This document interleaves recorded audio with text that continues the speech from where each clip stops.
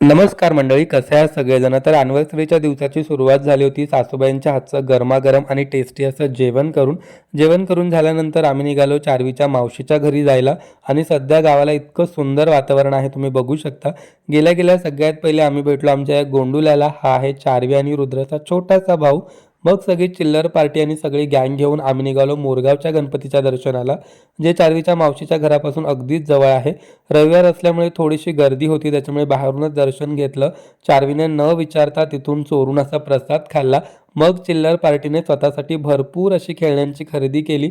घरी आल्यानंतर चार्वीच्या मावशीने आम्हाला आमच्या अॅनिव्हर्सरीचं सुंदर असं गिफ्ट दिलं. दुपारी खूप भूक लागली होती, त्याच्यामुळे चार्वीच्या मावशीने सगळ्यांसाठी मस्त असा मसाले भात बनवला होता. संध्याकाळी रेडी होऊन सगळ्या कुटुंबाबरोबर सेलिब्रेशनसाठी बाहेर गेलो. आता सेलिब्रेशनसाठी आम्ही आलो होतो मोरगाव सुपेच्या रोडवरती नुकतंच ओपन झालेलं हॉटेल सागरमध्ये. आणि खरंच खूप सुंदर जागा आहे. जेवण तर अप्रतिम आहेच, पण ॲम्बियन्स पण खूप छान आहे.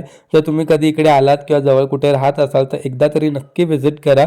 ऋतिकने म्हणजे चार्वीच्या मामाने आमच्यासाठी सुंदर असा केक ऑर्डर केला होता. केक कट करून आणि सगळ्या कुटुंबाबरोबर छान असा डिनर करून आजचा दिवस आम्ही सेलिब्रेट केला. बाय द वे याचा मोठा ब्लॉग लवकरच आपल्या चॅनलवरती येईल. आता भेटूया उद्या. Bye bye.